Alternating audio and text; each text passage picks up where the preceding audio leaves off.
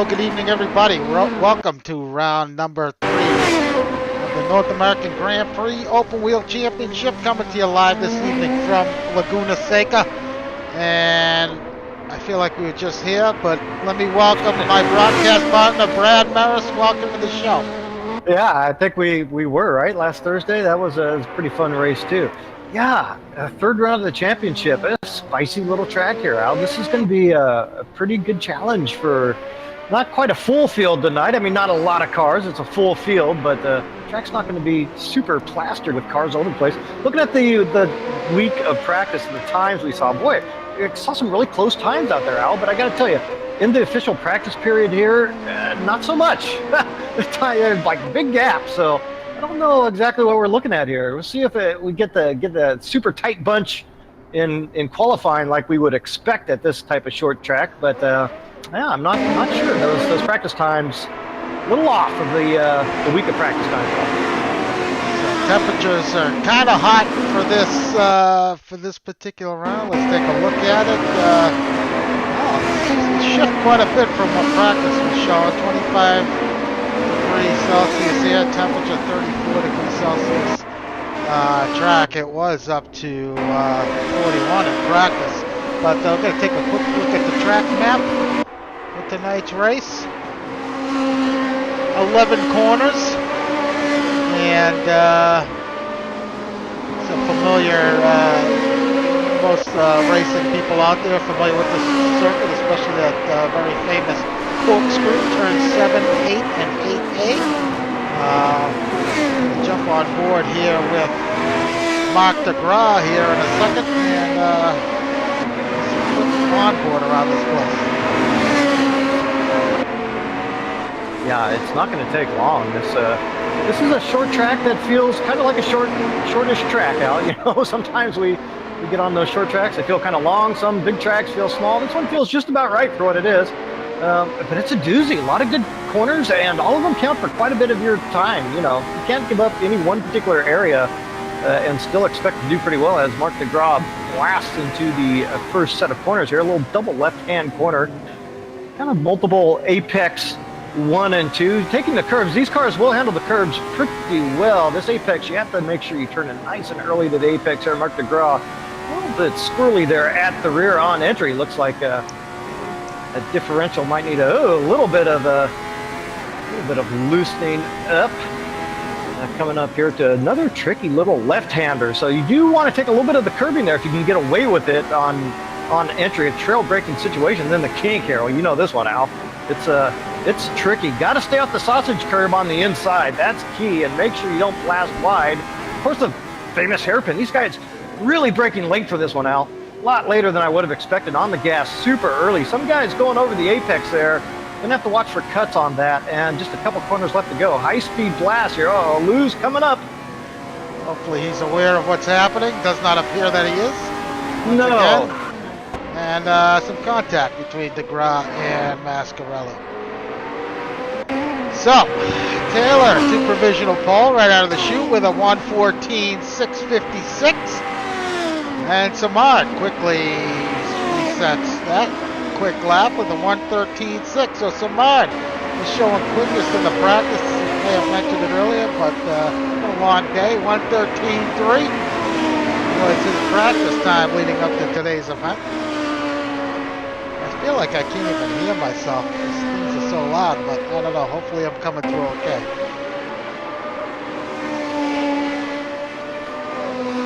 As we continue to watch Samard, he is on a flyer here, approaching turn 6 and the kink. And he's going to back out of it. Got a little out of shape there. Easy to do with these cars. As Brad said, carry a lot of speed into that corner. Try and get as tight as possible.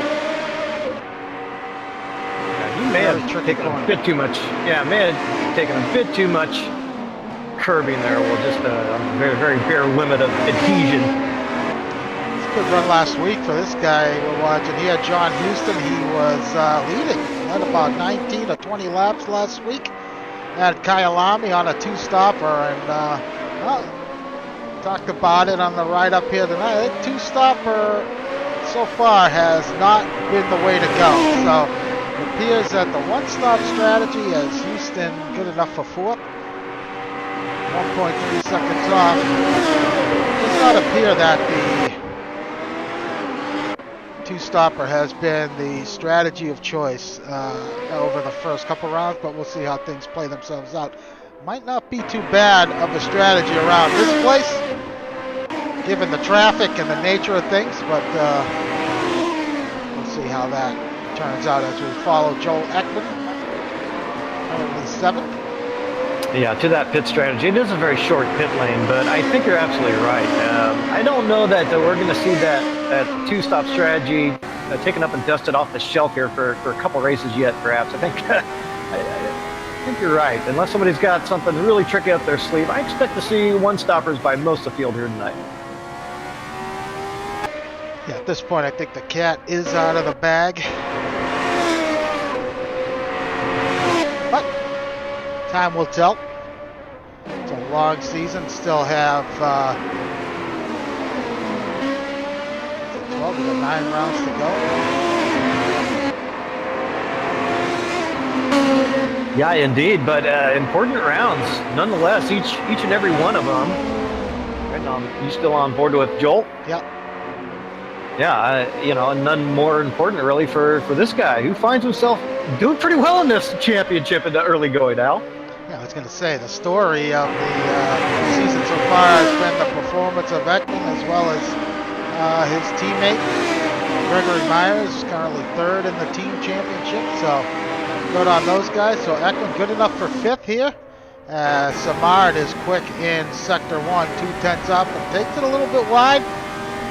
Mascarelli ahead of him once again. This is probably not going to work out in his favor. Yeah, at least hopefully Lou is on a hot lap. Out of it. Parsons was showing some good pace here. He was currently just over 6/10 off of Samard's best lap so far, as Watson sets a personal best of a 15.8. Speaking of Aaron Parsons, looking at those lap times, Aaron Parsons, that actually is his best lap that he's turned so far in this week of practice. So yeah, trending the right direction for Aaron Parsons. Just looking briefly at a turned around global sights. Lotus taking that 4th gear. Oh, got it a little wrong there. Yeah, strangely wrong. I wonder if he's just setting up for another lap. I was watching Aaron drive, actually, for a few laps during that official practice period. And I gotta tell you, his lines are slightly different to a lot of the other drivers that I've seen. He's braking it very deep and turning in quite late, but the car seems to be responding, so. Moment there as Jolicoeur jumps up to 5th with a 1:14 and change. DeGraw towing along 30 kilograms of success ballast and 330 laps of practice. Currently in 3rd. Ran with him to start this as the onboard. There's a reward for his due diligence. Taylor currently in 4th, 3/10 off. Additional pole.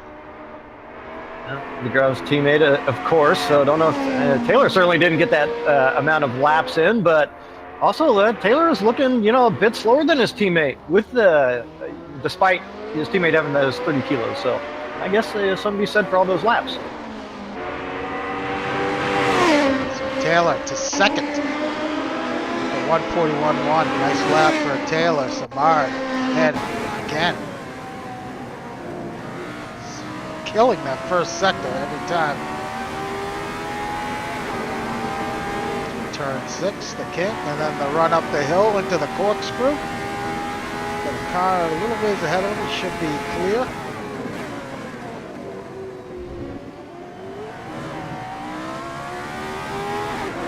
These cars seem to handle those corners a little bit better than the GT1 cars I ran here on Thursday night.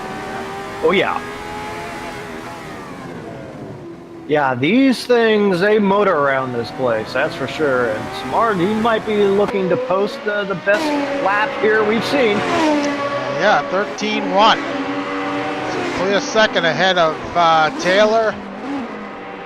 So Pretty devastating lap there for DeGraw. I haven't really seen anybody else dip into the 13s besides him the week leading up to tonight. So it may be good to park it, go get a sandwich or something. Well, you say that, Al. Here's the only thing. Matt Taylor, best lap in practice, a 15.0. Aaron Parsons, 15.6, something like that. Well, both those guys are way above pace on that. So these guys didn't turn any quality laps. At least they didn't post anything, right, in the week of practice. So I'm wondering about that. I'm thinking maybe these guys do have a little extra pace in there someplace. One thing's for sure, their race pace looks to be pretty good relative to the rest of the field at the moment. On an out lap, Lemansky just about to start a flyer, currently in 7th. As Jake Feimster sets his personal best with a 16. Ogden again resets his best, and Lemansky throws it off. Kevin Miller currently in 8th.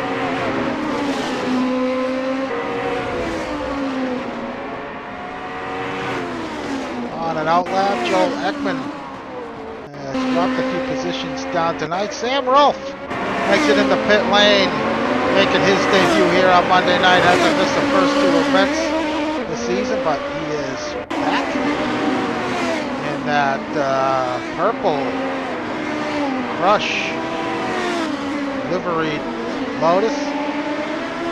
Wow. Boy, Beck is right, and qualifying inside the top 10, put up the 6th best time in the week of practice, Al, did Sam Rolfe. Certainly did. Chris Moses currently languishing back in 11th. 2.3 seconds off the pace and a second off in this first sector. That's not going to get the job done.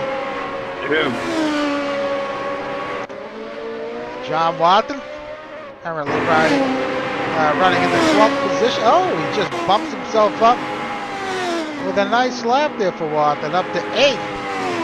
A good lap for Watson. Taylor improves to a 14 flat. Chuck Carter running in 13th, followed by Greg Myers. Jake Feimster in 15th. Jesse Olsen substituting for David Zahn this evening.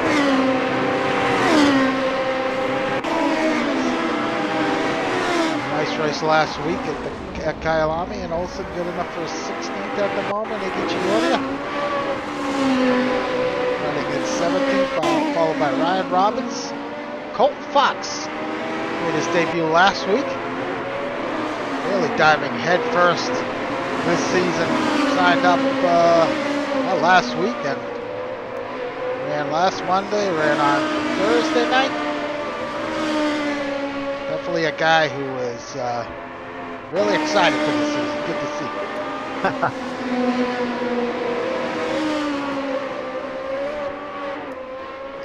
A bit wide. Omar Gomez back in 20th. A little bit off the pace for Omar. And Mascarelli back in 21st. So back up front, it is Samard. He may have listened to my advice and has parked it. Put it on pole last week at Kyalami, but ran into some technical issues apparently and was not able to continue. Yeah, given the race that unfolded the way it shook out, it certainly appeared that Samard would have had a good opportunity for the win out there. Wasn't to be to that, but we saw that a bit last season as well, didn't we? A couple of lost connections, at least one mistake, but no points finishes really kind of sealed the deal for him last season. Yeah, no doubt he was quick, but some bad luck for Samard as we're on board with the Bra again. Bit off, and so he's going to back out of it. Lemansky on a flyer here.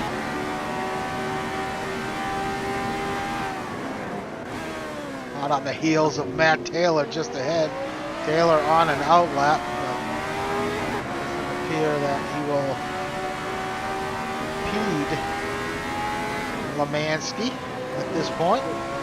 Yeah, Kevin, one of those guys actually who did look like he put in a qualifying lap. So we went to 14.4 best lap and ended up fifth in those overall standings for the week of practice. So we know Lemansky can do it a little bit better. 14.7, he's up a spot, bumping John Houston down a position. Joe LaCour, last week's winner, up to fifth and about to start a flyer. Yeah, those race winners, of course, picking up 20 kilograms of success ballast, so he'll be saddled with that tonight.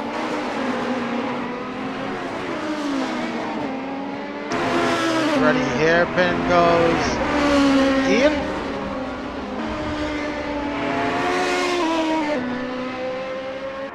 Now, second gear for Ian, his teammate I saw a little earlier, looked like he was in third.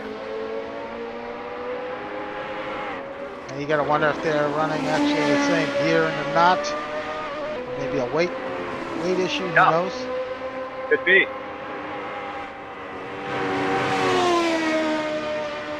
And 8/10 off in sector number 1.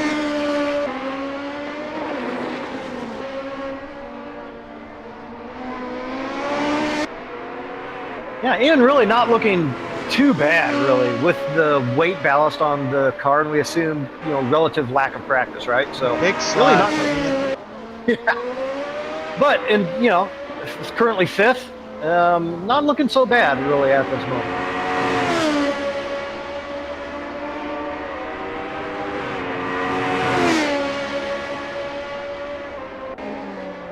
So, no improvement for Ian. Lost a bunch of time in that final sector.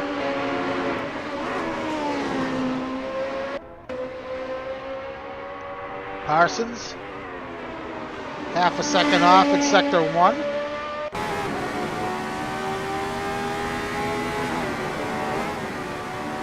Oh, takes a little too much of that inside curbing. That's a perfect example. We finally caught somebody doing that. It's going to be interesting, this race. It's easy to do. I'm sorry, pretty easy to do in these cars because actually you can get away with a little bit of curb in these cars, and it's the fast way around on some of the corners, right? So.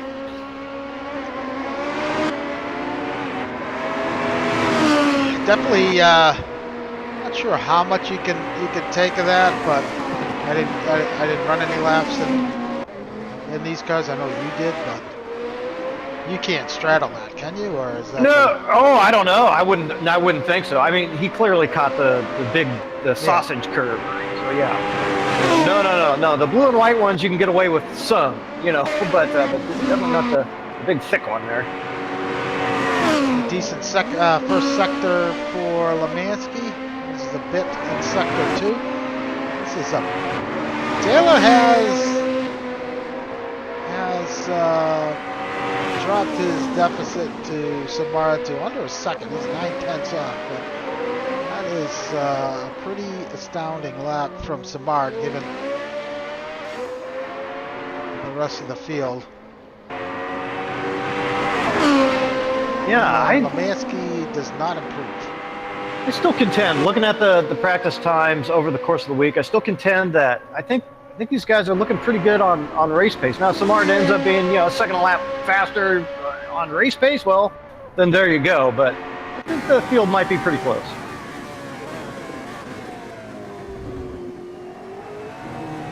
Parsons on pace to improve his lap a bit here. He does, 14 flat. So, he actually jumps up to second. Just caught the end of that. So a nice lap from Aaron Parsons. No doubt Taylor seeing that. Well, it looks like Parsons and T. Brock Dan Bam have. Oh, Taylor takes it wide. Might be coming to grips with the car. It was bound to happen. Sam Rolfe, currently in 10th. Sam Rolfe has a history of technical issues. Hopefully he's got that all squared away. Last season he struggled a lot on Thursday nights with disconnects and whatnot. Oh, takes it very deep into the corkscrew.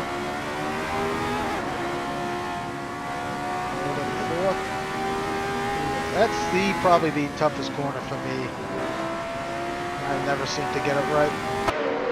Yeah, it's a tough one.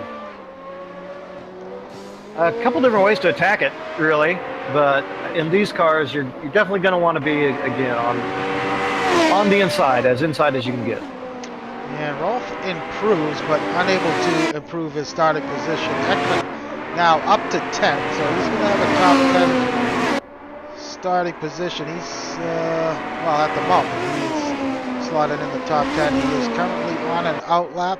Samard, after setting that time, he is. Looks like he's parked it.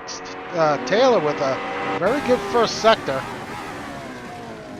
And not so bad second sector.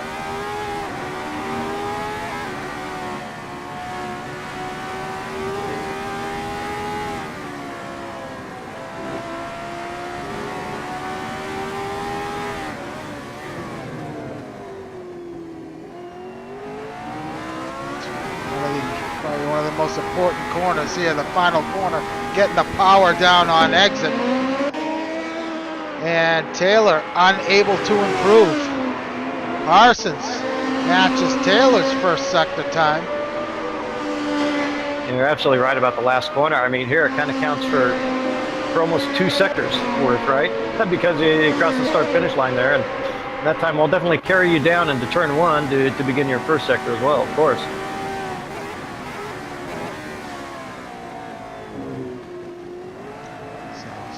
Parsons losing time in sector 2.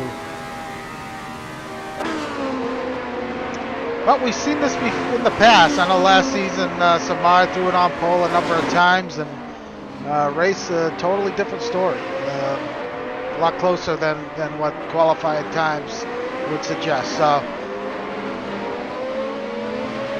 Yeah, I mean, you look at the amount of laps practiced, right? And Philip has, about as many as anybody else. Look, he's going to be strong in the race, right? I just suspect that the race pace between the cars will be a little bit closer. Samar just, of course, does have incredible single lap pace. There's just no doubt about it. Oh, and good pace in general. Oh, for sure. Miller with a nice first second time.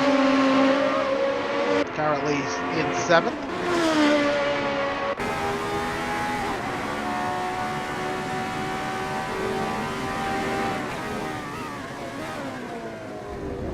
Taking a lot of that inside curve. That's not going to help. Miller appears to be lagging a bit. Maybe. I should let him know after he finishes this lap.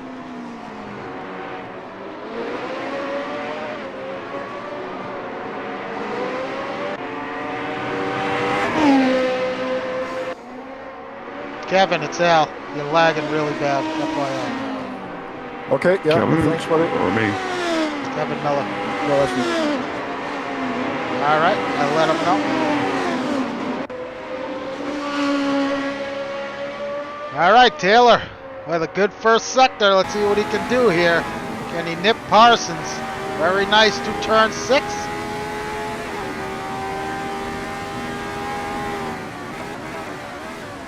Good second sector. It's going to come down to the moment. He's got him. Taylor, winner of the first round.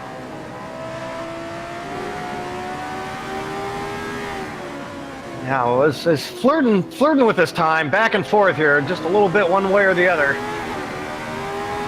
Nice exit. Can he do it? No. No. It is not. So, $1.50 left to go in this session. It's Samard, Parsons. Parsons coming out of the pit lane. He's going to have enough time to get one in. Taylor's going after it again, but using all of the track and then some. He's got some traffic ahead of him. He's going to have to make it work this lap, Matt Taylor, or just park it. Yeah, runs it wide. Turn 5.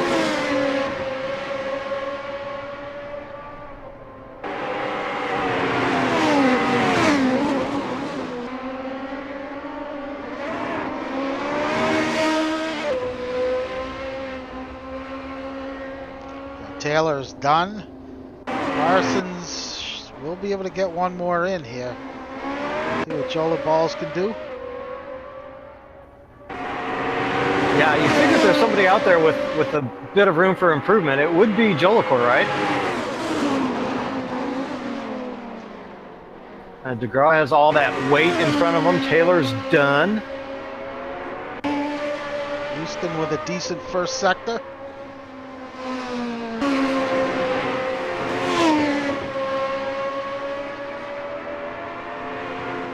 Houston could stand to pick up a few spots here late. That would sure help that team.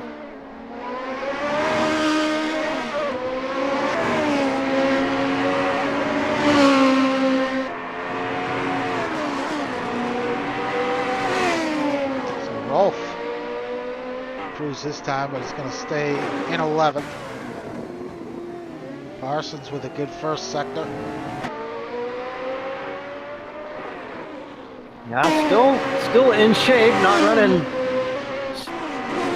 a super better time than his best so far, but he's on it, in there for a shot.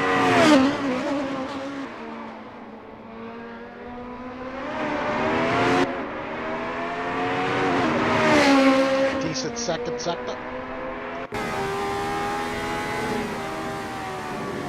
Yeah, you gotta. Oh, there you go. Oh boy. Yeah, pushing a little too hard. That's gonna be it, I think. Chuck Carter's done. Jesse Olsen's done. Parsons had the bright lights on him. He just couldn't quite stand up to the pressure, Al. Couldn't quite do it.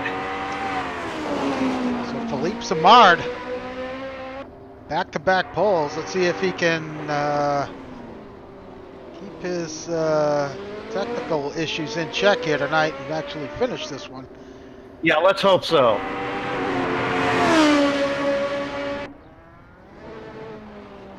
And session switches over. So there you have it. Philippe Samard with his second straight pole position this season after snatching pole last week at Kyalami. Aaron Parsons, his best start this season in second, and Matt Taylor with 20 kilograms of ballast is going to start in third. His teammate right behind him in fourth. So pretty interesting qualifying session. It was a quiet one for Samard. He threw down a couple blistering laps and then parked it.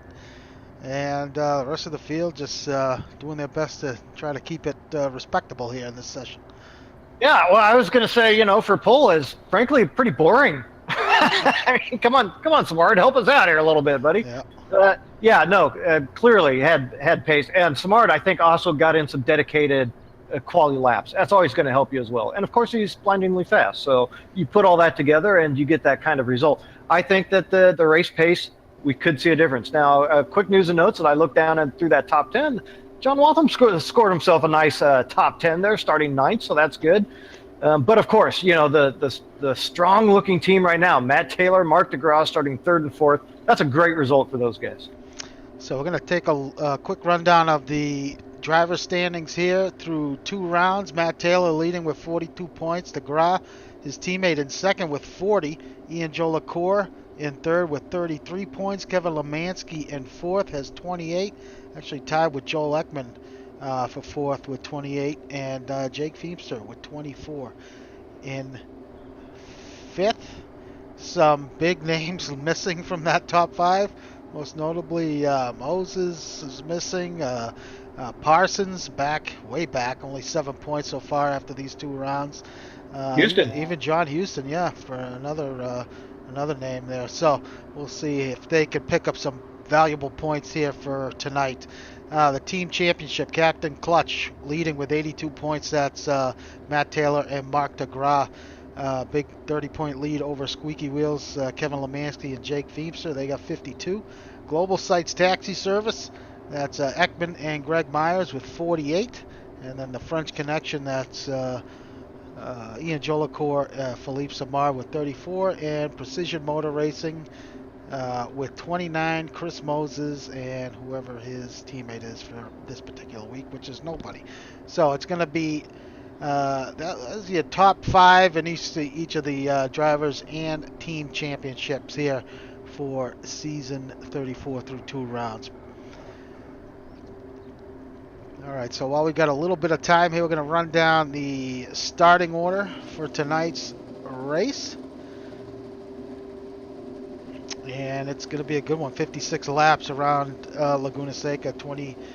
What was I going to say? 56 laps. Yeah, 200 kilometers. Sorry. Last ran here. Well, ran a different version of this track back on season 32.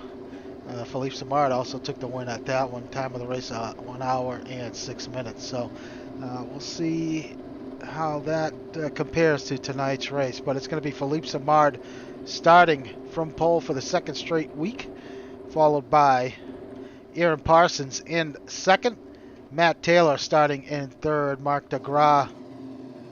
Oops, what was I doing here? Yep, Mark DeGras. Oh, I got it all mixed up here. Sorry, Brad. Matt Taylor starting in third, Mark DeGras fourth, Ian Jolicoeur is going to start in fifth. No problem, Al. Kevin Lekmansky is going to take sixth. Kevin Miller starts seventh. John Houston slots eighth. John Watson put in a good time for ninth. And Joel Ekman starts in the top 10.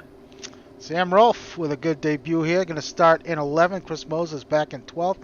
Greg Myers in 13th. Chuck Carter is going to start 14th. And Jake Feemster in 15th. And Jesse Olsen takes over 16th. Ryan Robbins starts 17th. Colton Fox, newcomer, starts 18th. Iggy Chiordia starts 19th. Omar Gomez is in 20th. Lou Mascarelli takes 21st. And Brian Story is going to start 22nd. That's your field tonight, Al. So this run into all this first lap in particular, going into the first corner. And this first sector is very tricky. And then up the hill through turn 6 up into the corkscrew, Brad. Let's hope these guys can keep it together. But early indication here, a couple front two on the hards. DeGras, Taylor on the softs. Interesting. 29 degree air temp, 36 degree track temp. And we are green from Laguna Seca. Round 3 underway, and a great start from Aaron Parsons as the field heads down into turn number 1.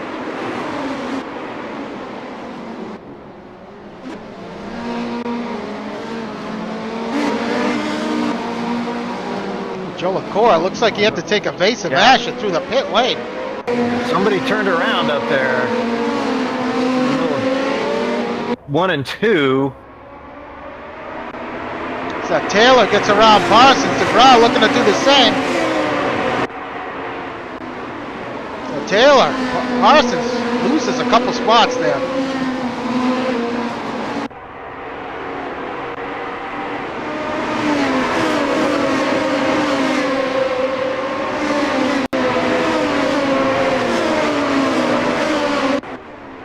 So far, pretty decent first lap. Side by side, that's Ekman, I believe Watson.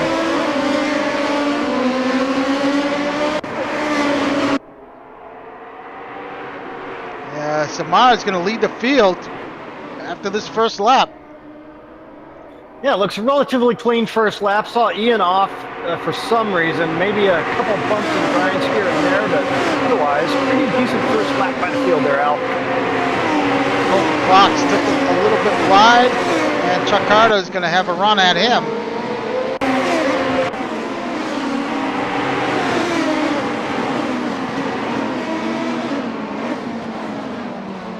Colton's going to hang on to that position. Ooh, and he takes it wide. Taylor now all over the back of Philippe Samard. Matt Taylor on the soft compound. Yeah, looking down to the field. Didn't have a chance to get to it before the start, but the field pretty well split between the softs and the hards, Al. So it could be just going to one stop and then swapping those compounds out. Not sure yet. Ooh, we got someone taking it wide. Lemansky ran it just a hair wide there. Let's see if Taylor can get a run on Samard here.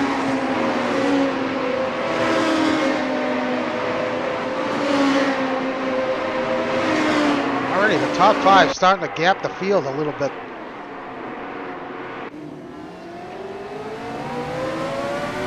Yeah, this is the soft tire versus hard tire matchup, and I tell you, this has been pretty intriguing for us. It gives us some question marks, right, in terms of strategy as the race progresses. But Yeah, Taylor, any indication as to how long these guys can go on the softs? Or I know you made your way down the paddock here to figure out what's going on.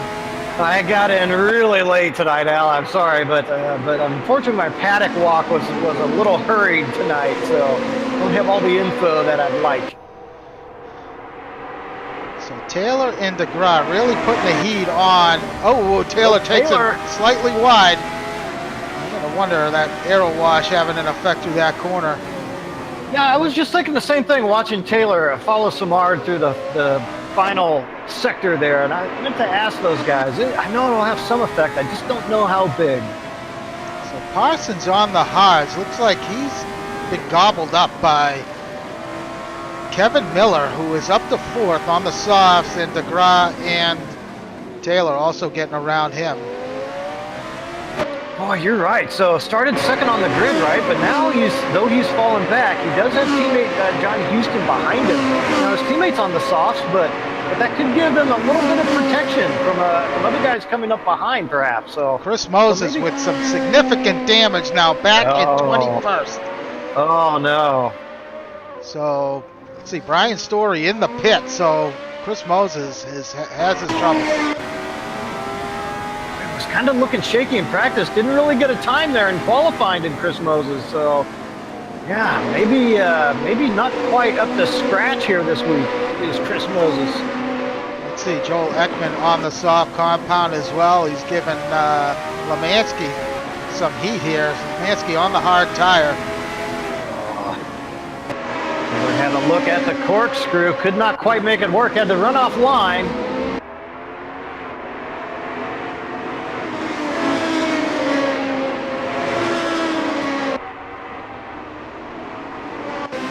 Really got to get a nice exit out of this corner and get a run on him down this front straight. He's really nestled up behind him now. This might be his opportunity. Had a nice run up the kink. I think Philippe threw the bit of a block. It was a fair move, but Taylor on the inside of Samard. Oh, some contact.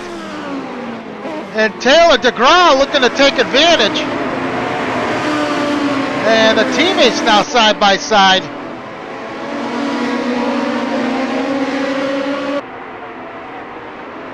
Well, that's the last thing you want to see right now if you're Philippe Samard. And he's got Kevin Miller up his tailpipe as well. You can argue the merits of who, what, and when, but Samar runs it wide. Miller and Parsons get past. Oh boy, time to calm down now.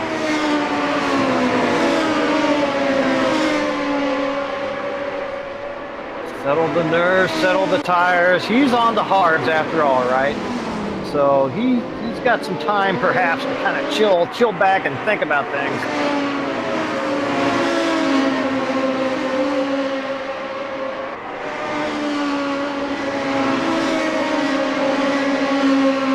Man, Samard's definitely got some front end damage after that contact with, I believe it was Taylor. Yeah. So Taylor, DeGraw also has some damage. Yep, Taylor looks like he's got some front wing damage, but already starting to stretch the lead out over his teammate by 1.3 seconds. You gotta wonder if that damage is starting to have an impact on both DeGraw and Samard. Houston has now joined the mix here. I mean, you knew Taylor had to make a move at some point. I think honestly, probably for a strategy to work out. Sorry, Brad. Yeah, no, that's absolutely right.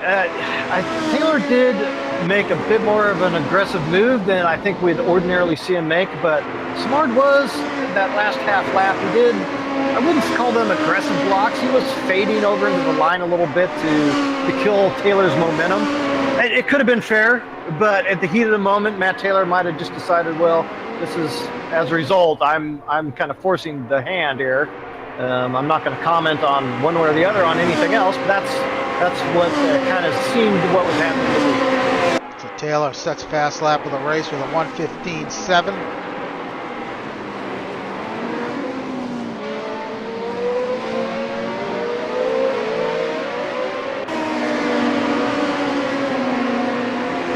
Yeah, he has left away, hasn't he? He certainly has. Almost 2 seconds now up on his teammate as Parsons runs it a bit wide. So these top 6 drivers are running pretty close together at the moment. Looking a little bit further back. Ekman now up to 7th. He's gotten past Kevin Lemansky. Sam Rolfe started 11th, up a couple positions, running in 9th on the soft tire. Greg Myers behind him in 10th. Jake Feemster running in 11th, Martha behind him in 12th. Ian Jolicoeur, not sure what happened to him at the start, but saw him on the pit exit road out. So I don't know if he got forced over there or what. But no doubt something caused him to take that pit exit. Chuck Carter runs it wide, running in 14th. Jesse Olsen in the points at 15th. Ryan Robbins running currently in 16th, followed closely by Iggy Chiordia. Chris Moses back in 18th, followed by Gomez, Colton Fox, and Mascarelli. Looks like Story's 4 laps down. His night is more than likely done, as now Samard has made his way past Aaron Parsons. Parsons having a look on the inside of turn 6. Nothing there. Shoot, I was elsewhere in the field, so didn't see how that overtake took place there, Al. Two teammates, Steve Rockdampian, teammate Parsons and Houston. Different strategy among these two. Parsons on the hards, Houston on the softs. Oh, as Houston runs it way wide. Yeah, I was just about to say, you'd think that Houston would have the slightly better speed. I mean, after all, he is up to his teammate's bumper, and he was a couple seconds back a couple laps ago. So, but Houston with that mistake, I guess. Need to wonder if he's going to let him through or not. But a heck of a battle going on there for that 3rd position out. Yeah, Kevin Miller now up into 3rd as Taylor just reset fast lap. It should be noted, Mark DeGraw has finished 2nd the last 2 races, currently running in 2nd at the moment. So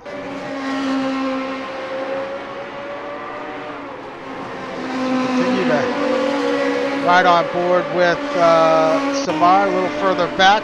Jake Feemster trying to put the heat on Sam Rolfe. Sam Rolfe has fallen back a spot.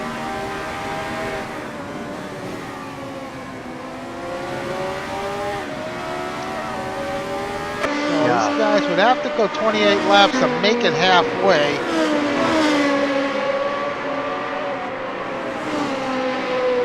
Around 18, 19 laps to break it up into a 2-stop. So we'll see already working lap 9 of these 56 laps.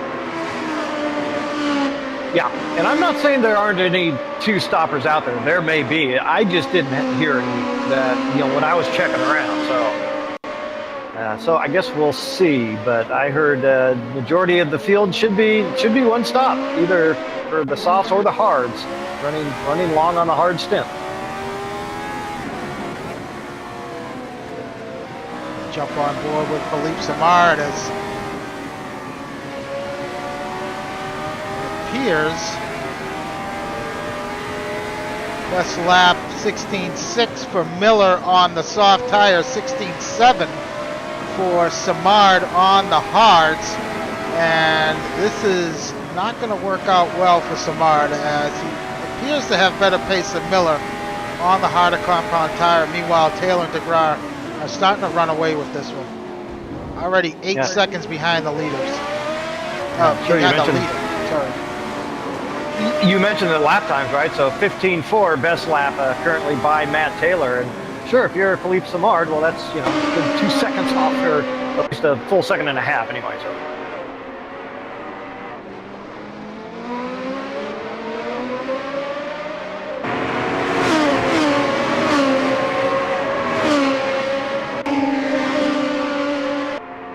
Sam Rolfe continues to run in 10th here, looking at this battle for the 9th position. Greg Myers, big slide on exit. And Jake looking to take advantage, not close enough.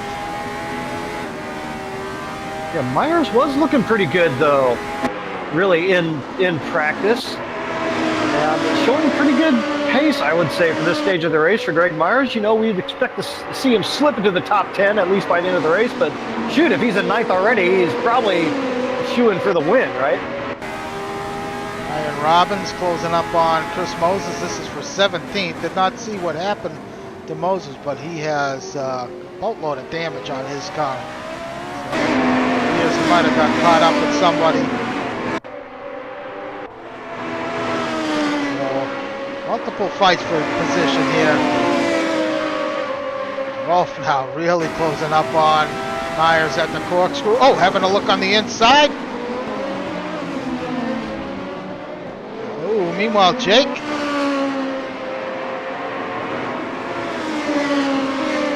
Hoping one of these two makes a mistake so he can drive on past. Well, you know, his team's sitting 3rd in points right now. So he and Kevin Lekmansky are probably looking for a pretty good result out of this. And frankly, Jake did not qualify well, so started 15th. He needs positions. So Samard has made his way past Kevin Miller 4-4. So that was desperately needed on Samard's part. So he's going to now try and pull away from Kevin Miller. I don't think he's going to have too much problem doing that. Try and make up that 10-second gap that he's got over Taylor. Yeah, maybe if you're Philippe Samard on the hards versus the two guys in front of you on the softs, maybe 10 seconds is not so big a gap. Maybe he's still in good shape.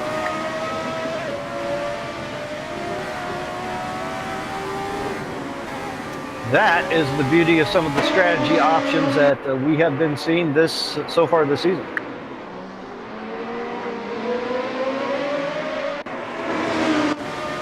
Rolfe, meanwhile, continues to hound Greg Myers for 9th.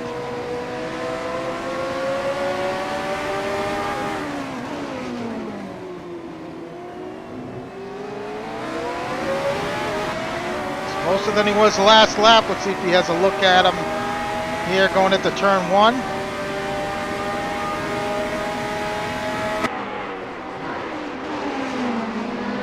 Having a look. Give him room. Yeah, Greg gave him plenty of room. That Myers Lotus. Oh, Myers takes a wheel off. Little up and under maneuver here from Rolfe. Can he get the job done? Having a look on the inside now. Oh, big slide from Rolfe. Hangs onto it. Great fight here between these guys. I was going to say that Myers Lotus is doing work down the straight, so he may have a little less downforce in that puppy than Sam Rolfe does. Well, Parsons looks like he may have allowed his teammate pass, considering on a different tire compound. Yeah, as you watch that battle, I'll give you a quick update. Looks like John Houston has gotten through Aaron Parsons there, so John Houston through on teammate Parsons to the 5th place at the moment. You can already see the gap Samard has pulled on Kevin Miller.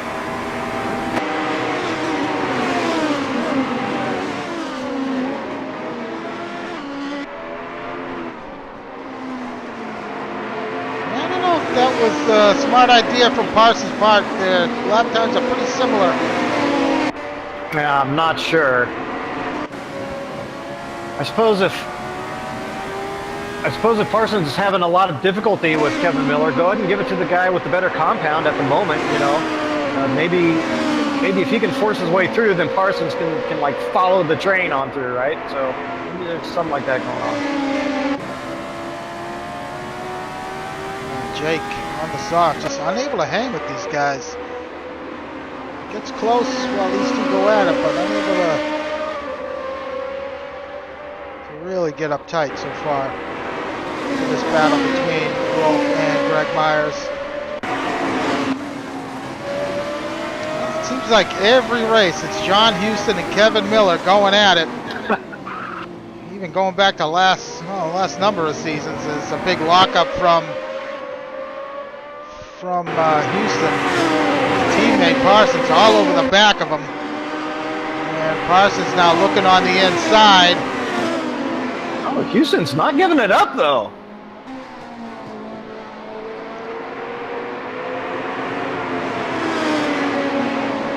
He is not. Wow, you guys have got a... Wow. That's a little surprising. And Joel Ekman now has joined the party as he has closed up on Parsons in Houston, and he's going to have a look on the inside of Houston. I'm sorry, Parsons. After a little mistake, but Parsons going to hang on to him. Yeah, that was kind of strange seeing that, huh? Maybe I assume that they're communicating. They do a good job communicating. So maybe Parsons in the end said, "I'll bugger it. Just go ahead and do what you can do, maybe, or something." Yeah. And just said, "I'll stay out of it. Just do it." But that's the way it can be. I mean, you know how it is in the teammates scenario, right? There's a guy behind you who's a little faster. You let him through, and sometimes it can be tough for the guy who goes through to stay in front. A little extra pressure, right, to stay up, and maybe that's what's going on. So Samard now starting to feed into Taylor's lead. He's starting to put down some really fast laps, and quicker than Taylor's last few laps, that's for sure. So and definitely quicker than DeGraw. During that pit window, we saw DeGraw with some damage to his car, so he may be suffering here a little bit. Parsons way... Oh, Houston allows Parsons past.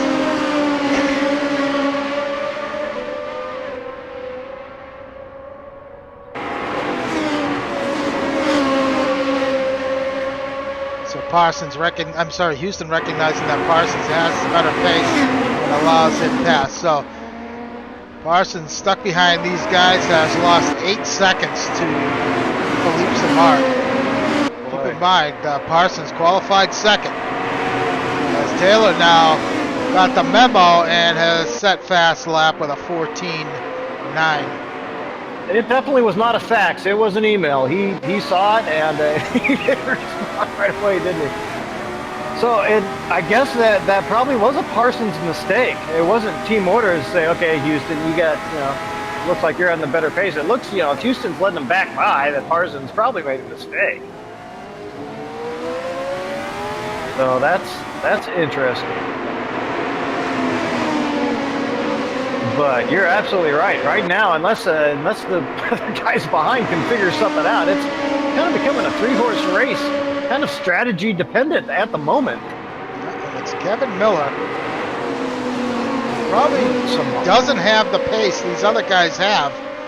Meanwhile, Ekman and Houston side by side at turn 6. Oh, that's a tough place. Ekman gets it done as Parsons gets by Miller going into the corkscrew. Oh, wow. That was a bold move from Parsons, but that's something he had to get done. So Ekman now moves up to 6. Houston, no doubt, clenching his teeth. Saying, man, I can't believe you tried that. He might be. But good on, I mean, it could have been a lot worse for Houston, that's for sure. As Parsons makes his way past some lap traffic, I believe that's Mascarelli. So, pit window is open for the 2 stoppers here. Yeah, we'll see anybody come in. Yeah, we'll see if anybody goes that way. I was thinking quickly back to that Houston deal the kink. That is actually a very heads-up move by Houston just to throw it off track on the right-hand side, because I don't think both of them, neither of them probably would have survived had he just not thrown it off in the sand. So pretty heads-up move.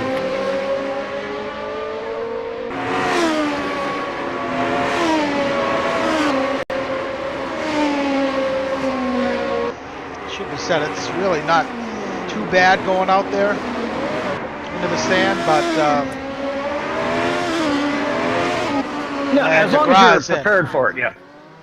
Oh, interesting. Okay. So yeah, we saw both those guys on the softs. DeGraw, of course, with the they're both in. Interesting. Okay, Taylor in as well as Samard sets fast lap of the race. On the that could still.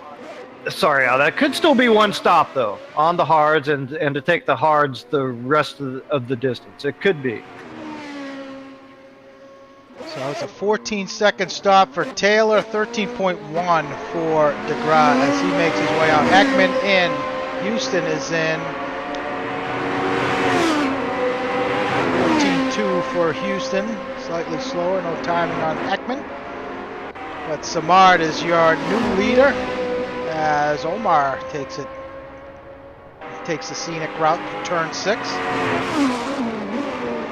So those were some fast stops by Captain Clutch. I wonder if I don't know what the fueling time is for fuel, but that would seem more like it'd be a 2-stop type fill as opposed to 1, right? Yeah, I think well, what did we see? I think Joe LaCour last week ran it on the Houston comes out ahead of John Wathan. Wathan on a 1-stopper, it seems, as he's on the hard tire. But we saw Joe LaCour last week run it very deep on a 1-stop and then come out on the soft, so for a short fuel fill. But big question is, how far can these guys go on a full tank? Yeah, interesting. So both Mark DeGraw and teammate Matt Taylor are out there on the sauce again. So you got to think it's definitely 2 stops for those guys. So that's interesting. I didn't think we'd see that here this week, Al. Lemansky has stayed out, and he is currently running in 5th. So Miller, we just picked up on him, and he's got it turned around with significant damage to the front of that Lotus, and he is. No doubt, well, he's at turn 5, so he's going to have to come in. Well, now, no better time than now to come into the pits, but that's going to cost him significant time. Yeah, and if he was, trying some type of 1-stop strategy, well, that could be foiled as well with that wreck. That's always a risk you take there, too. So, tough spot for DeGraw to be in as he has come out behind Lemansky, and he's going to have some work cut out for him to get around him. He's got still a number of laps to go before Lemansky enters the pits, and it doesn't look like DeGraw has fixed his damage. Miller is in, so we'll see what kind of pit time for Miller. Well, it's not showing us. Beautiful. That happens. Well, if DeGraw didn't fix his damage, his lap times weren't that bad, and maybe, he figures, well, with the weight, I can only manage a particular lap time anyway, right? So maybe the damage isn't hurting him in terms of overall pace, or so he thinks. Miller with a long stop. He comes out well behind John Houston. And it looks like Greg Myers, nope, he's going to hang on to that 12th spot. Take that back as Olsen gets past. Olsen on the hards and more than likely a 1-stop strategy. Where's Rolf in all this? Rolf comes out 14th. Picking up where they left off, about a second behind Greg Myers. So good stop for both those guys.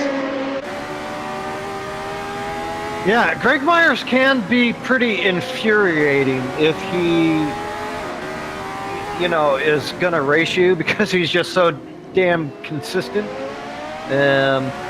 Really heads up racer, so extremely clean, but it can be frustrating if you don't have outright pace. So Houston loses out. He got clipped in the pit stop by Joel Ekman. So, well, Ekman did make his way past Houston. He made there. that move, Yep, yeah. So Ekman came in ahead of Houston, but they are nose to tail currently. A little bit of a bobble there from Ekman. Ugly line through turn 1.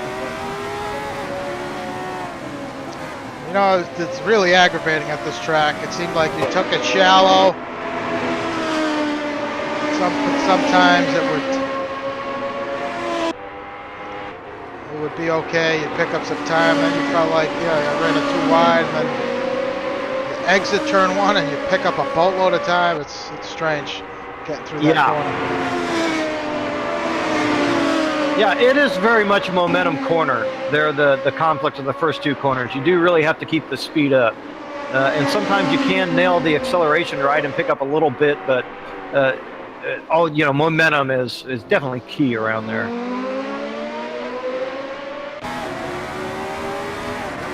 So DeGraw not close enough as he is behind Lemansky. Take a look at Lemansky's last lap. So 69 from Kevin. I'm sorry, yeah, from Kevin DeGraw. 69 as well. Match of pace with Lemansky. Meanwhile, Samard, his last few laps, back up into the 15s. 15.8 his last time by. Parsons 15.4. So Parsons 13 seconds off of Samard. Yeah, I was just going to mention the same thing, Al. I took a look at that at the same time, so it does look like Parsons just turned his best lap. So he's definitely trying to find whatever he can, trying to hold pace with Samard here early. I think that these guys, if I'm them, I'm thinking, well, I think we've got a pretty good shot on this one-stop strategy. Rolf takes it very wide. I believe that was turn 4. Oh, Jolicoeur. Oh, Jolicoeur on a one-stopper on the hards as Ekman and Houston have closed the gap up to Ian. So Ian can really make his car very wide. So we'll see what happens here. It'll be an interesting watch. That's sure for will. sure. But it should not be too many more laps before Ian decides to come in. Figure around lap 28 to make it the halfway mark, but again, these guys could really stretch it out here and then come out on the softs, really putting Ekman and Houston into aggravating, somewhat infuriating situation. Knowing you have pace on the guy on the harder compound tires, yet you can't get around him, especially on a track like this. Sorry. No, that's okay, Al. This is one of those situations also where if you're Ian, it kind of makes sense. Getting it way wrong. And guys kind of also understanding behind you that you're going to fight for position. I mean, a lot of times when you're kind of virtually off sequence, you might let a guy through and not hold him up too much but in this case, it kind of means positions down the road possibly, right? So all these guys know it's going to be a bit more of a fight than it would be otherwise. Uh-oh, as Houston has a look on the inside of Ekman. Not going to get it done. Actually loses out there as Ekman's now all over the back of Jolicoeur. Is going to have to do it the long way around Jolicoeur at turn 1.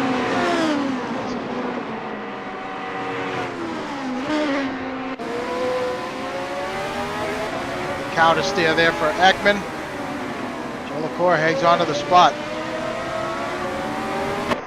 Gotta say, Brad, been very impressed with Ekman's performance so far this season. He is really doing a great job out there. Clearly. Against some, great competition. Yeah, enough said. I mean, I'll echo it, ditto, because you're absolutely right. Well, DeGrasse still trying to make his way around Lemansky in the same situation. It's a different set of drivers here.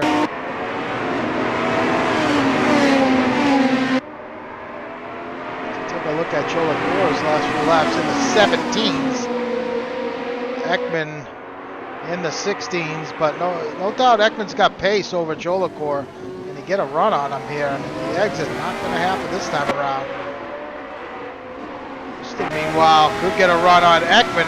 This could end in tears.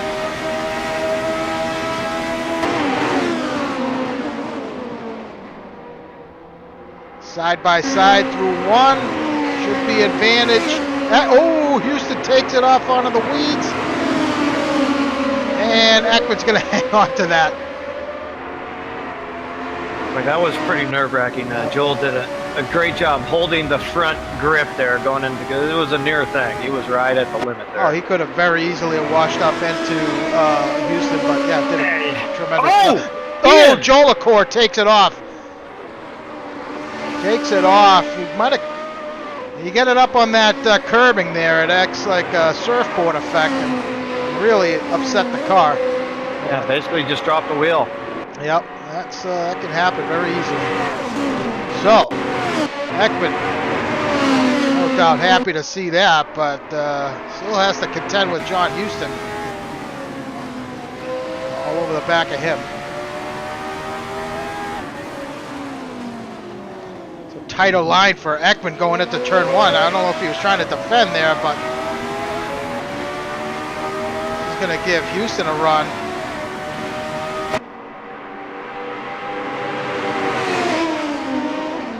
Houston, with the aggressive move, overtake on Ekman into turn one. So Houston just throwing it in there and made it stuck. Stick, I should say. Oh, that's gotta. Well, I don't know if this fight's over just yet. I don't think so either, but that's no doubt Ekman put that one in the memory bank. Well, Ekman did hold it pretty clean on his end when he was on the inside there, right? Yeah, it was just a matter of it looked like Houston carried a little too much speed going into that turn one and washed up into Ekman.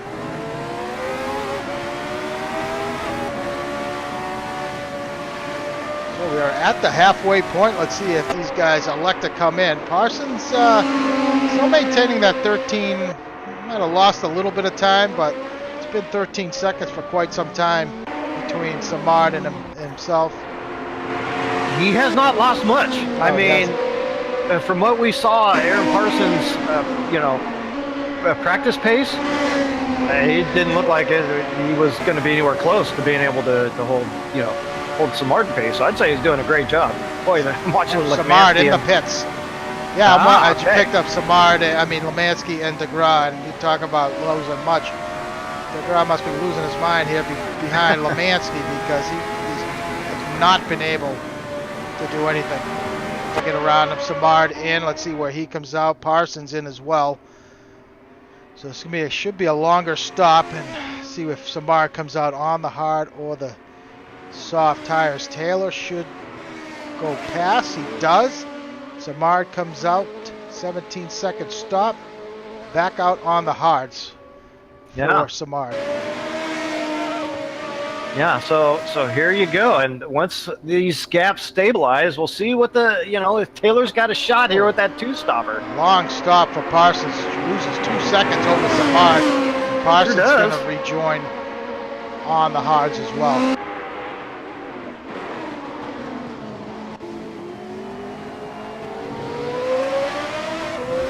Yeah, well, look, if Samard got held up there a bit, right? I mean, it was some 10 seconds lost by the time Taylor got through. Now, Taylor had pace because he was on the softs, right? But, well, there you go. Samard comes out 9-10 seconds back. So he could have had that whole stop covered had he been able to hang out front a little bit longer. So Taylor, it's Samard now with 9 seconds. 10 seconds behind Taylor. Lemansky, meanwhile, still has yet to pit, and DeGraw has lost a ton of time in this fight with Lemansky. So that was the downside as Lemansky goes into the pit, DeGraw nearly followed him in there. I think he got fixated on the back of his car. So, that's Ekman, Houston. Tussle still ongoing. Well, Taylor's gonna need to, drive out of his mind here, basically to really be able to make the strategy work. As of right now, he's gonna pit and come out behind Samard, so he's gonna have to make the pass on track as it stands right now. He's gonna have to come in around lap 38, 39, something around there. Oh, Taylor must have thrown it off. Oh, he's lost a bunch of time here. Oh, looks like he was behind Moses. That gap has fallen to 4 seconds. So, yeah, not too sure what happened there. Oh yeah, Taylor out of sorts now, throwing it off track again. So he might have been kind of doing the math in his head too, maybe getting distracted a little bit and thinking about the kind of lap times he had to turn, because that's what I was thinking about, or would be thinking about if I was him. But nonetheless, precious seconds bled away here by the leader, Matt Taylor. Yeah, that gap is now under 3 seconds. With Parsons really losing out, he is falling back 23 seconds. So got to wonder if something happened to Parsons as well, as he has lost a bunch of time to Samard. Houston, his teammate is right behind him. His teammate still has to pit, however. DeGraw 13 seconds behind of. Oh, things have really shuffled around here, yeah. Brad. Yeah, and we don't have the complete picture, do we? We're flying a little blind on how some of these events occurred. Olsen running in 9th. He should be good to go. He's got Miller on the back of him. Miller still needs to pit.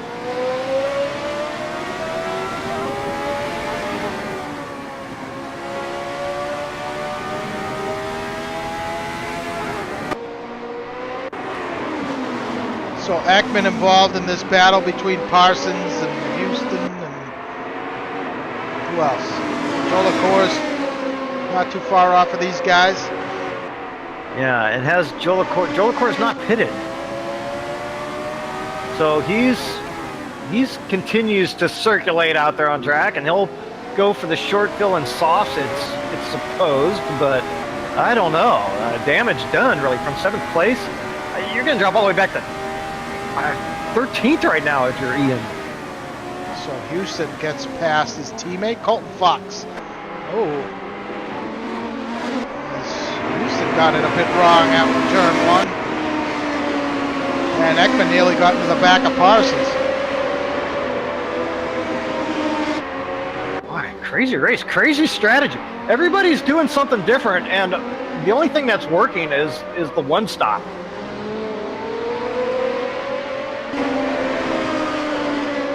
But everybody giving all kinds of different strategies a go. So Miller on the softs is really hounding Jesse Olsen for that 9th position. Jesse, I believe, has stopped. Let's see. He may not have. If Jesse has stopped, he still has to come in.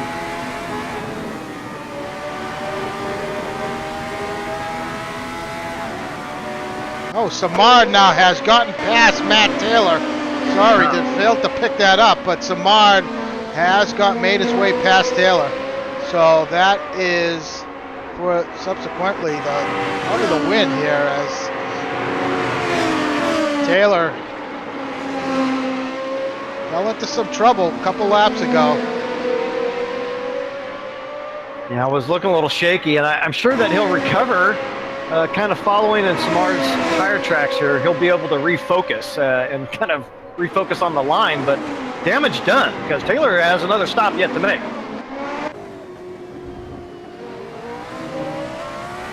Ross picked up time now on his teammate.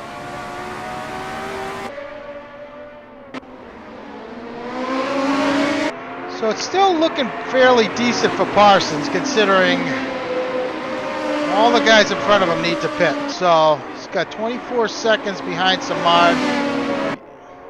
He should be good enough for perhaps second. The rest of the field, can't really tell you what's going on with them in terms of strategy. But let's run down the running order here before this next batch of pit stops. Samard is your leader, followed by Matt Taylor. 6 tenths behind him. DeGraw running in third. Houston in fourth for the time being. And now Ekman looking to make his way around into turn 1. And Ekman is going to get the job done. So Ekman now running in fourth. Oh, nearly throws it off.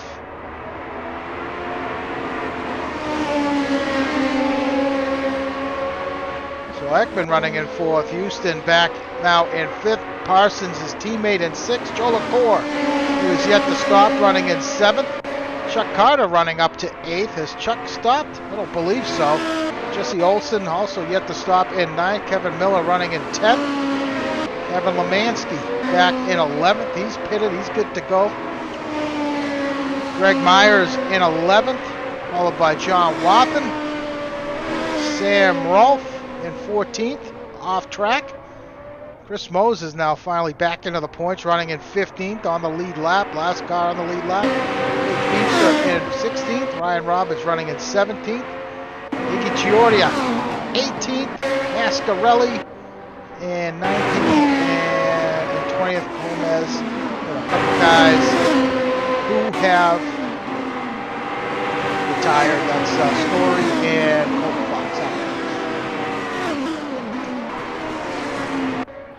Well, it's going to be decided here. The last chapter, soon to be written. Here in another, call it 3-4 laps thereabouts. So we're going to finish off the 2-stop strategy. Guys will come in for their final, and we'll see where things shake out.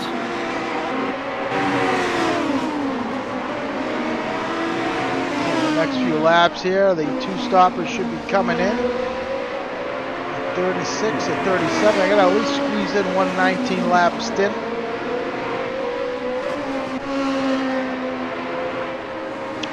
Unless I did that on my opening stint, I don't know.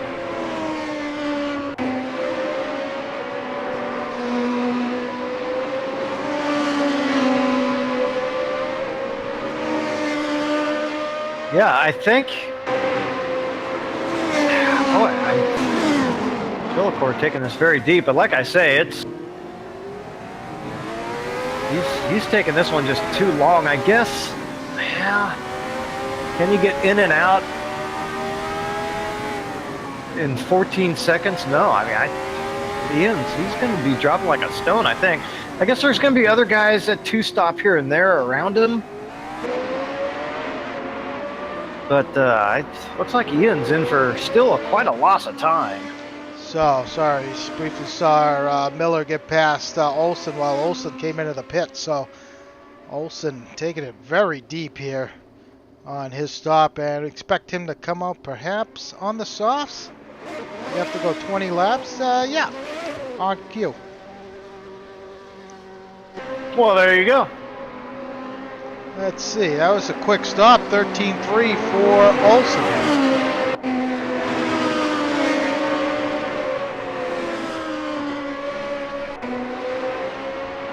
Yeah, that's what we saw that first stop, yeah, from the 2-stoppers are 13, 14 seconds. So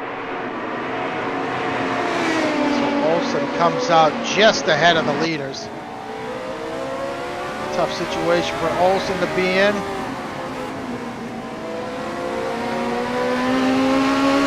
So Olsen does a good job staying out of the way of these guys. Joe LaCour has come in for service.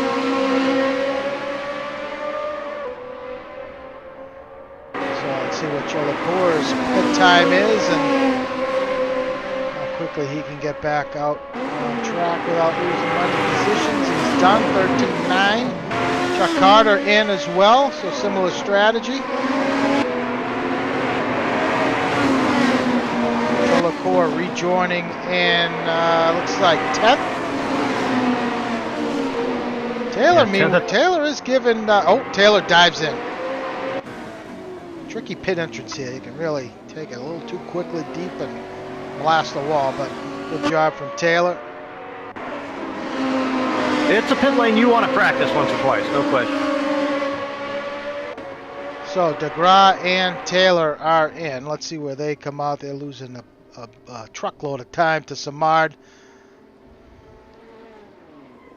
Well, your championship leading team, I mean, they can. You don't want to give up points. Where is Parsons? Parsons languishing here. He should get him. May get him. I guess Taylor is away. Yep, Taylor now exiting. And Taylor's going to split Samard and Parsons.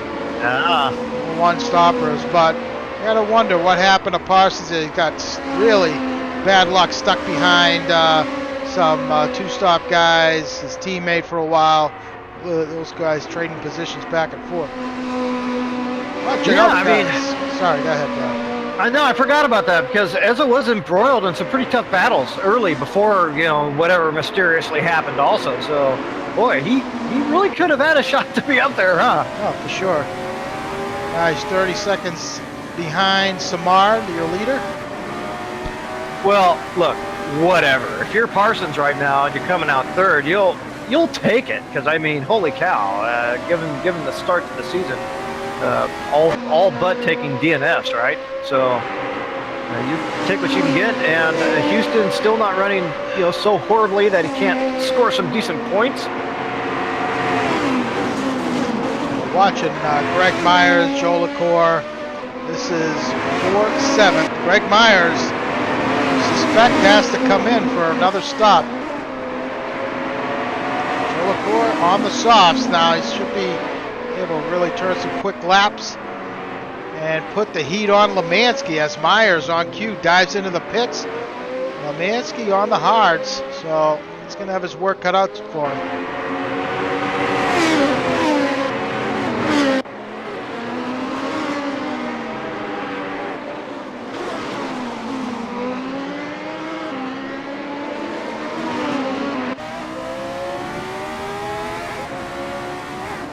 Yeah, well, that should our cycle of pit stops, so we can get a firm idea of where everybody's running. Kevin Miller has really run a pretty good race. Really be running in the top 5. There's been a lot of chaos going around Kevin Miller. I would say, that 5th place position's not so shabby, all things considered.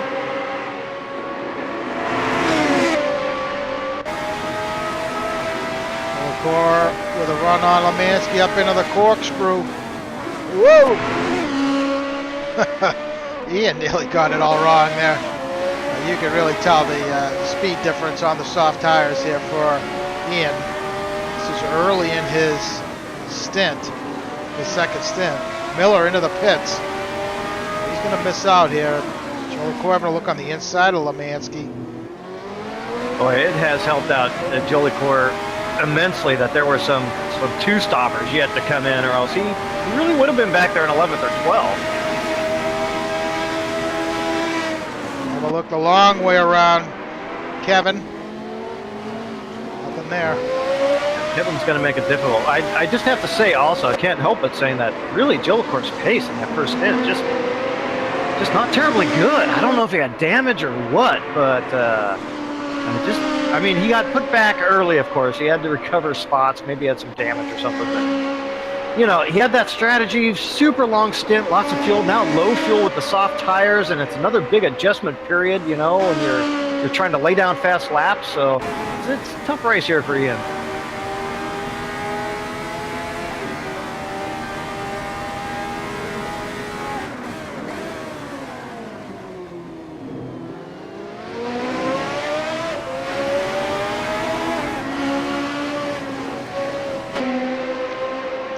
Of track building fame.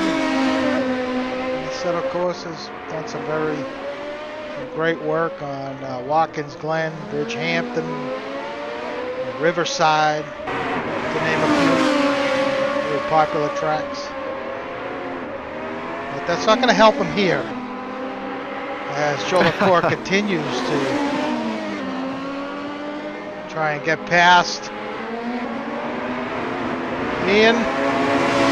He's going to look on the inside here. Oh, side by side. I think Kevin's going to have to give this one up. And he does. Great pass from Joe LaCour. That was actually some pretty excellent work on his part. Good job by Kevin to keep everything together there. Yeah, some close moments. Fortunately, both survived and both in line for great finishes still. Of course, it is Mansky's teammate, Feemster, still out of the points at this moment, Al. So yeah, Jake not sure what's kind of going disappeared. on there. He's trying to close up on Ryan Robbins here for that last points paying position, but nothing doing at the moment for Feemster. As well as, Chris Moses is finally back up into the points. He's running in 15th again. He had something happen to him early in this race, and we did not catch it. It had some pretty hefty damage. As Jake having a look on the inside. Oh! It's a little too much of that inside curbing. Sam Rolfe looks like he missed out a little bit. He was running nose to tail with Greg Myers now. Finds himself in 14th. Myers running in 11th with John Watt. Trying to chase him down. Keeping an eye on that gap between Taylor and Parsons. That's really starting to close up here, Brad. It's around 2.5 seconds. Yeah, it's hard to say. I mean, Taylor did appear to have good pace kind of throughout the stint. Well, Parsons did too, I guess. And it's soft versus hards, but I got to give Taylor the edge in that. Jake Feemster pulls the chute. That's a tough break for the squeaky wheel squad. Not sure what happened there, but he was really closing up on Ryan Robbins. He must have made a mistake. But I'll tell you what, John Houston now trying to make quick work of, into the corkscrew side by side, and Houston, again, with little regard for his own safety, throws it up in there and makes the pass at the corkscrew.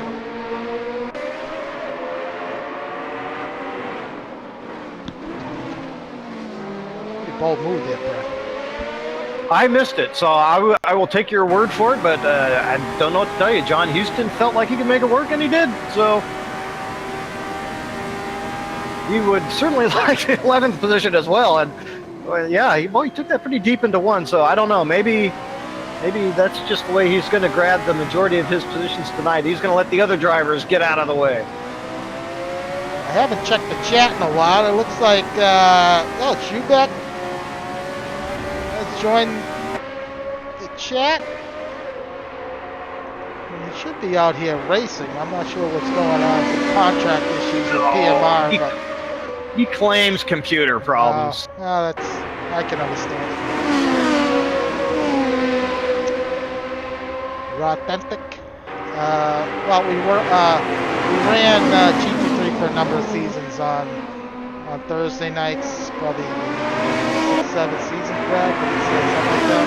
Yeah, thereabouts. And it just got a little too bland for us, so we're running now GT1 cars on Thursday nights. A lot more horsepower, no ABS, no traction control, just all throttle, and it's beautiful.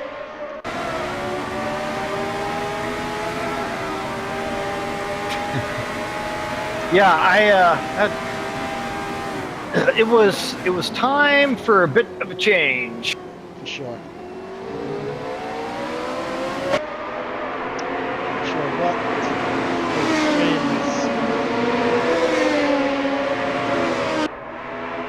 My wife just got home, so hopefully she's not streaming anything. Uh-oh. So.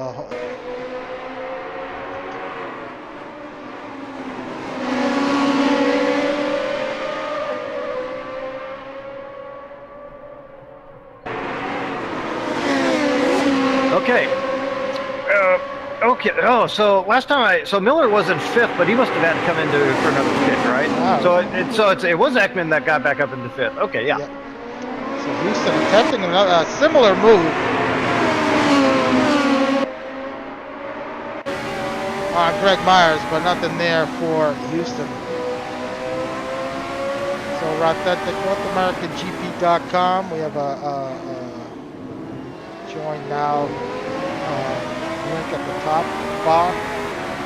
Gives you info on both leagues. Also, we have Discord too. Some info for Discord on there as well if you use that. So we run Monday nights, Thursday nights. Only a couple, 3 races in. Well, this is the 3rd race for Monday.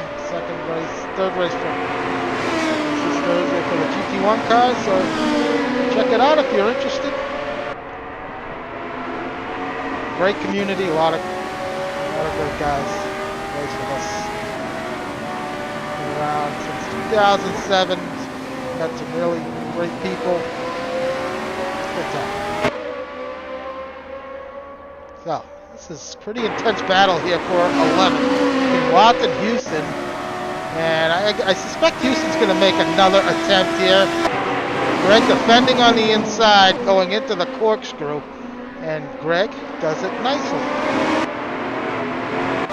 That's what I was talking about before. He's just infuriating because he just simply will not make a mistake. You have to get the pass done on merit. You have to get on throttle better and get up alongside and make the pass. And he'll give you plenty of room, but you're gonna have to do that if you want to make a pass. So Mark's lead is 32 seconds over Matt Taylor. The gap between Taylor and Parsons has remained static. So they continue to follow this great battle here for 11. Chuck Carter should be noted. Great strategy. He's ran something similar to Joe LaCour and is running in the top 10. So good on Chuck. On board with Watson as I'm having a look on the outside. Watson on the sauce. Big oversteer for Watson. Does a nice job collecting it back in. Takes a quick look on the inside, but got better of it. Drops a gear there.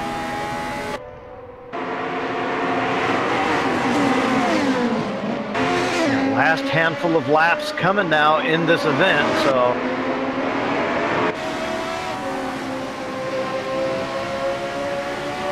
the GT1 cars are very not as forgiving. I mean, it takes some work, but once you figure them out, they're a whole lot of fun.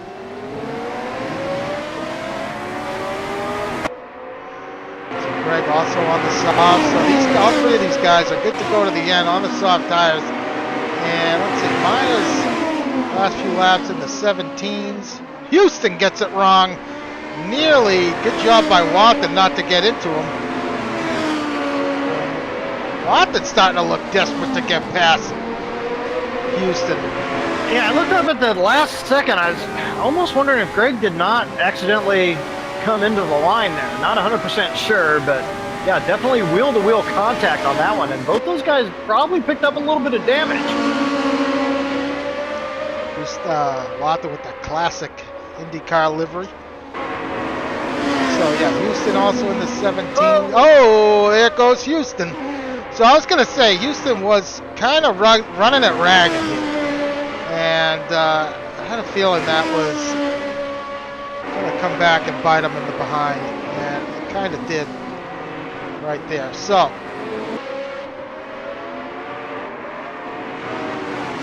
it's now Watson and Myers.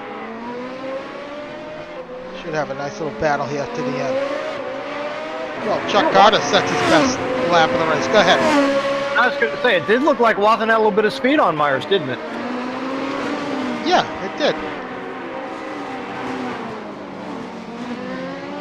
Or on Miller, I should say.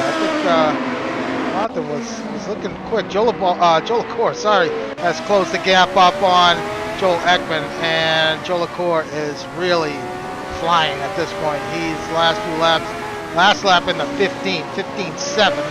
Ekman with a 16.4. Ekman what's going on here. Where'd this guy come from? Sure, but you know, it took all those laps. It took like some 10 laps for Ian to figure out the soft tires, right? And to burn off a little bit of fuel. And now he's finally figuring out how to drive the track with the soft. So you know, a little too late. I mean, Ian was turning 17s for so many laps there. Oh, what a big slide by both Ekman and Joe LaCour, and Joe LaCour gets the pass made on Ekman, so moves up into 5th. Yeah, I kind of just continued talking during that because I knew Ian would just skirt around the outside. I knew it was a done deal from that point. But yeah, it took it so long, and so back into 5th. But look at all the work it's taken Ian to get back up to where he started, right? I mean, good. That's good. And the French Connection need the points. Don't get me wrong. Oh, for sure. But I'm just saying, these guys, I think a lot of these guys just miss the strategy a little bit when really just go halfway and take hards twice.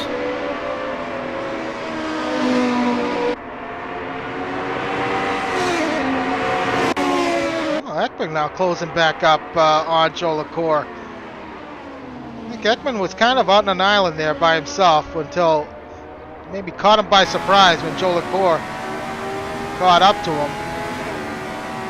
You could be right, but Ekman's lap, yeah, you could be right, but I think Ian will get the better of him. 6 laps to go. I think Ian's in pretty safe position there. Yeah, you're probably right. Miller and Olsen, that's starting to close up here. Olsen on the soft tire. Working lap 51 of 56.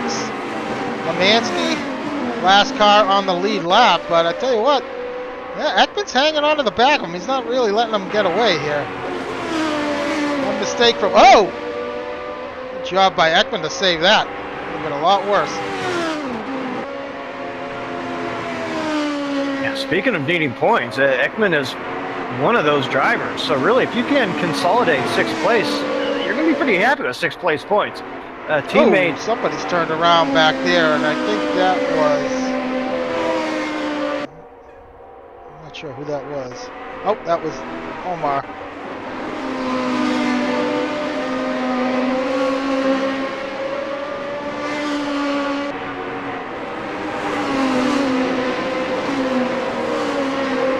Myers still under threat. Miller, of course, still under threat.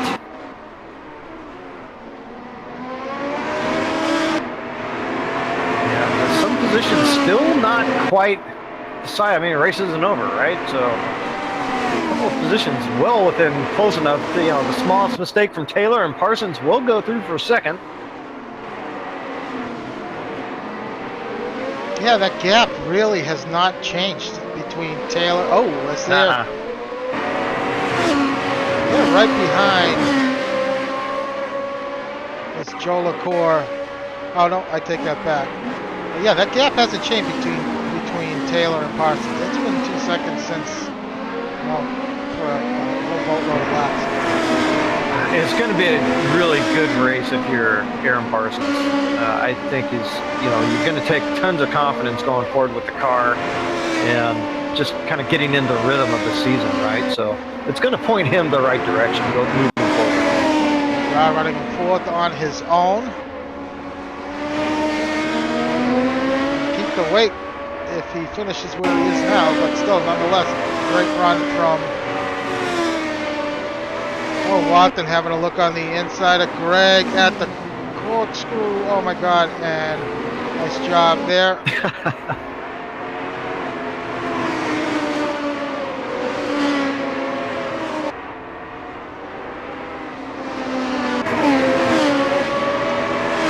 Wilson has... he's lost some time to Miller. So you gotta wonder if Olsen made a slight mistake somewhere. Chuck's starting to close up on David Zahn. Looks at David Zahn. He's driving David Zahn's car. You mentioned how static that gap has been between 2nd and 3rd, and suddenly Aaron Parsons has picked up a little bit of time here all of a sudden.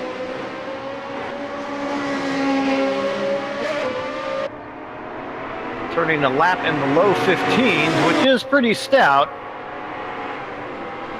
That gap's now under 2 seconds.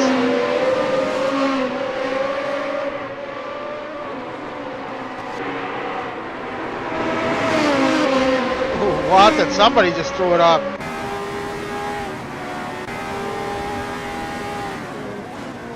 Really nice battle here between Watson and Greg.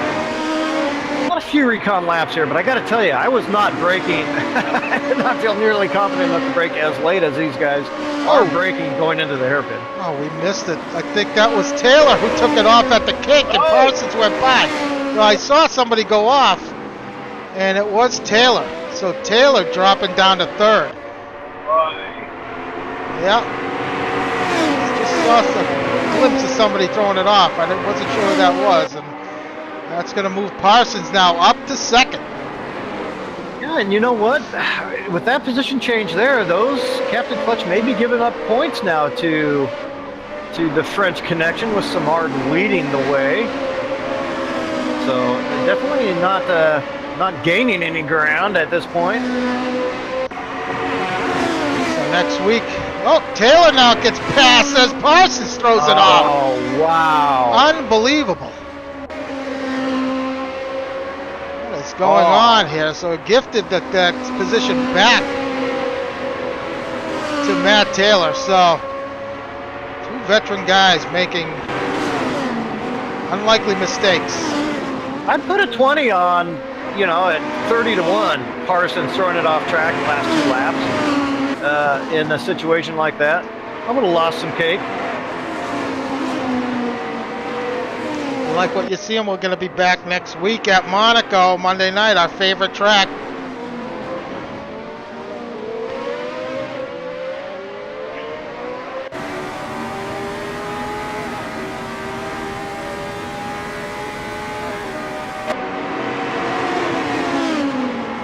Samard now working lap 55 of 56, checking in with our leader here.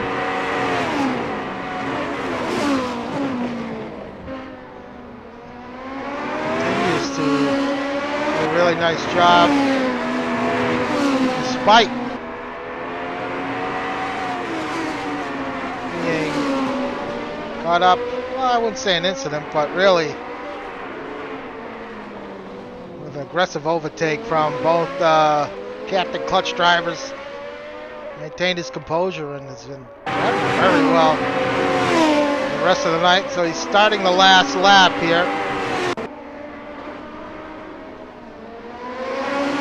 It'll be the last lap for these guys. A lap down as Watson still unable to get around Greg Myers for that 11th position. LaCour running now handily in 5th after running closely with Ekman for a number of laps, but going to pull away.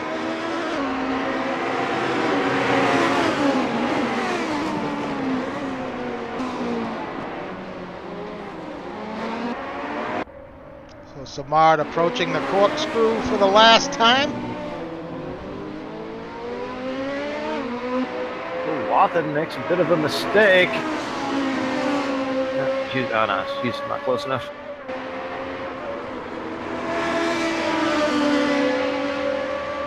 Thanks, Shoops.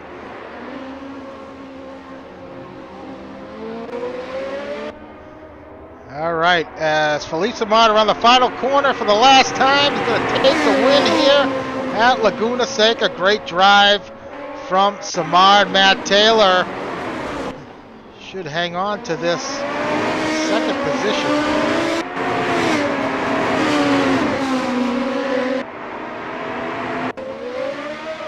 These guys are still running for a lap down. They are done. So Olsen finishes 9th. Taylor's gonna, let's see, is Watson Myers gonna hang on to that spot? He does. He outlasts Watson, finishes 11th. Taylor takes 2nd. Parsons going to come home in 3rd.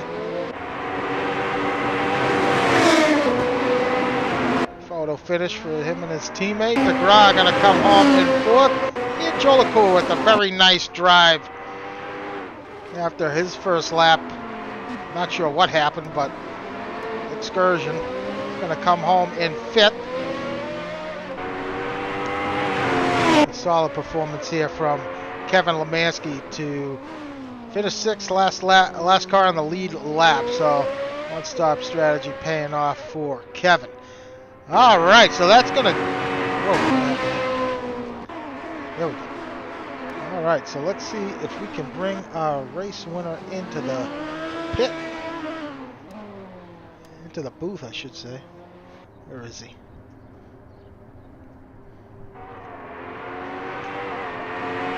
Philippe, do you copy? Hey guys.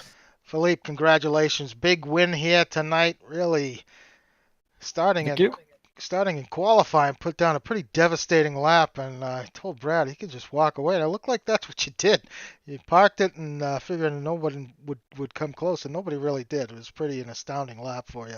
But I got to talk about the race. That first stint, all those guys around you running on the soft tires, you had that one little moment with Taylor and DeGraw. You fell back a number of positions. What was going through your head at that point? Probably it looked a bit stupid to defend against the two stoppers, but I saw Ian had been shuffled back with an incident or something. So I said, every lap I hold him up, I give him a chance to get him at the end of the race. So that's why I was defending against the two stoppers there. And with Matt in turn one, I mean, I think I gave enough room. This car is hard to send it exactly where you want it. It was just a very light touch, but the car is the inside is so unloaded there that just sent me into a half spin. Yeah, it could have been a worse incident. I'm not going to call it one way or the other, but fortunately both survived, right, and were able to continue. So in the end, and it certainly in the end worked out pretty good for you. So it was the worst was I was then behind Taylor and DeGraw, and I was happy with that. But they were fighting each other in the next corner complex, and they were so slow through there. So that I was under attack by Aaron, and I knew Aaron was on hards, but I didn't know if it was on a long first stint. So falling behind him, that was very bad for me. I knew I had to pass him right away back and try to build a gap because I didn't know if he was on a long first stint.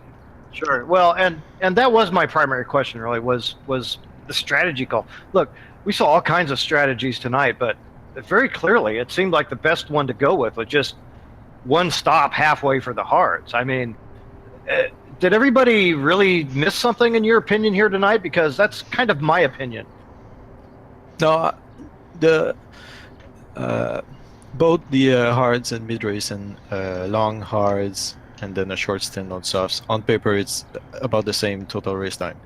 The two stopper for me, when I run the numbers, it's a few seconds faster on total race time on pure pace if you were to be alone on track, but you're never able to do that. As soon as you come out of the pits 1/3 into the race, you're just in traffic. You can't take advantage of the soft tires.